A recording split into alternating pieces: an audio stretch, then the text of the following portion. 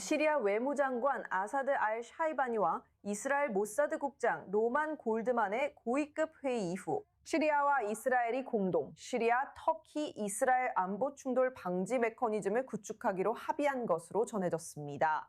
이 메커니즘은 미국과 요르단의 감독하에 운영될 예정이며 알 샤이바니가 요르단의 수도 암만에 머무는 동안 합의되었습니다. 터키 주재 미국 배사이자 시리아 특사인 톰 베릭은 아부 알 두후르 공군기지에 대한 이스라엘의 공습을 강하게 비판한 인물입니다.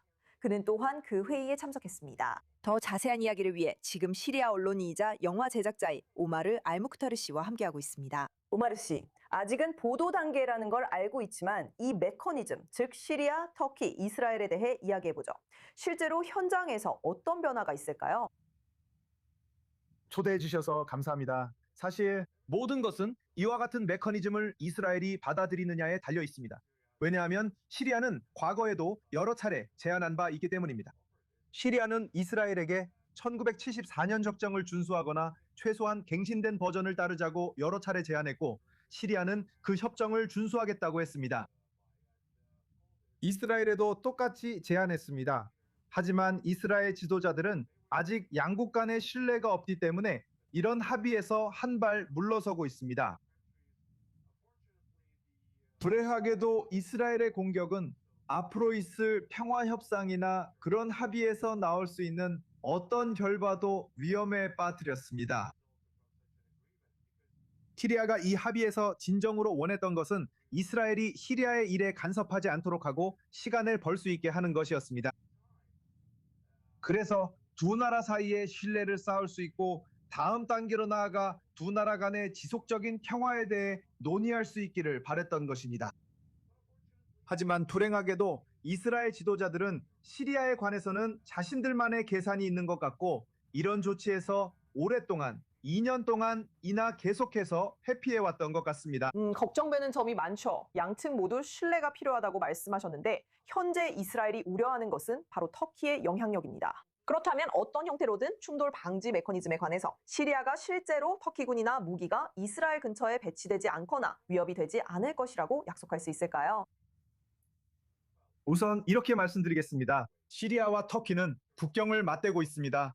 1000km에 달하는 국경선이 있고, 터키는 시리아에게 전략적 동맹이자 전략적 기피를 제공합니다. 터키는 우리가 유럽으로 나아가는 육상 관문입니다. 그리고 시리아는 터키와 가능한 최고의 관계를 맺는 것을 피할 수 없습니다. 터키는 14년 동안 시리아, 즉 시리아 혁명을 지지해 왔습니다. 터키는 시리아 난민들에게 안전한 피난처를 제공했고, 지난 14년 동안 아사드 정권이 시리아의 마을과 도시를 폭격할 때 500만 명이 넘는 시리아인을 받아들였습니다. 그래서 맞습니다. 또한 터키는 시리아에게 경제적으로도 중요한 의미가 있습니다. 시리아가 스스로를 재건하고 군대와 경제, 모든 것을 재건하는 데 도움을 주고 있습니다. 그래서 맞습니다. 시리아의 외교 정책은 이스라엘의 두려움이 아니라 시리아의 국가 이익에 의해 결정됩니다. 그리고 이스라엘에 관해서는 시리아는 여러 번 말했습니다. 아흐마드 알샤라 대통령부터 외무장관 세레트만까지 여러 번 말했습니다. 협상과 외교를 허용하라고 했습니다. 협상 테이블에 앉아서 당신들의 안보 우려를 논의하자고 했습니다. 우리는 그것을 기꺼이 해결하고 시험해 볼 준비가 되어 있습니다. 이것이 이스라엘에 대한 시리아의 공식 입장입니다. 하지만 터키와 이스라엘 사이의 이런 수사적 공방은 시리아는 아무런 관련이 없습니다. 실제로는 아무런 관련이 없습니다. 시리아는 이스라엘과 전쟁을 하려는데 관심이 없으며 자국의 영토를 누구든지 와서 이웃 국가에 위협을 가하는 기지로 만드는 데에도 관심이 없습니다. 그것이 시리아의 공식 입장입니다. 그리고 시리아는 지난 2년 동안 계속 그렇게 말해왔습니다. 하지만 안타깝게도 제 생각에는 이스라엘 지도자들은 이 문제에 대해 여전히 다른 말을 하고 있는 것 같습니다. 하지만 시리아 입장에서는 제가 계속 말하듯이 터키와의 관계에서 물러설 수 없습니다.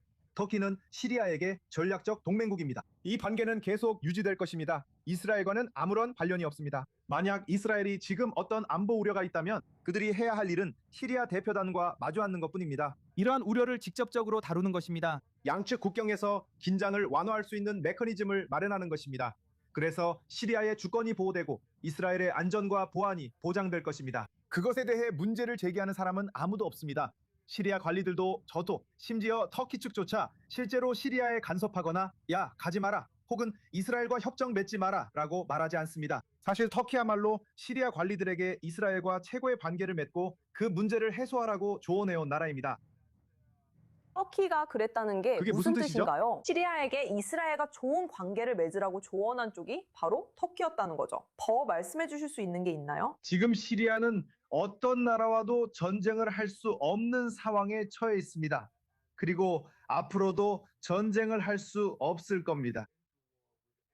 지금도 아니고 앞으로도 아닙니다. 저는 이 말을 이전에 나이트24 뉴스에서 했고 계속해서 말하고 있습니다. 현재 새로운 시리아의 원칙은 이웃과의 문제 제로입니다. 우리는 문제를 원하지 않습니다. 우리는 전쟁을 원하지 않습니다. 외교를 통해 항상 어떤 문제든 해결하려고 노력하세요. 심지어 당신의 적으로 알려진 사람들과도 말입니다. 참고로 헤즈볼라조차도 우리는 전쟁뿐만 아니라 외교를 통해 시리아 국경에서 멀어지도록 노력했습니다. 이것이 바로 새로운 시리아의 원칙입니다. 시리아는 스스로를 재건하고 싶어하며 전쟁에 참여하는 데 관심이 없고 이 지역의 경제 중심지가 되고자 합니다. 그것이 아흐마드 알샤라가 내세운 원칙입니다. 그리고 참고로 이스라엘도 그 일부가 되는 것은 환영할 일입니다. 하지만 안타깝게도 이스라엘 지도자는 시리아 정부에 손을 내밀고 도움을 제안하는 대신 전투기를 보내 시리아를 공격하기로 결정했습니다. 이것이 문제입니다. 그럼 보도된 이 새로운 충돌 방지 메커니즘에서 어떤 결과가 나올지 지켜봐야겠네요. 우마르 알무크타르 씨 함께 해주시고 통찰을 들려주셔서 정말 감사합니다. 고맙습니다. 감사합니다.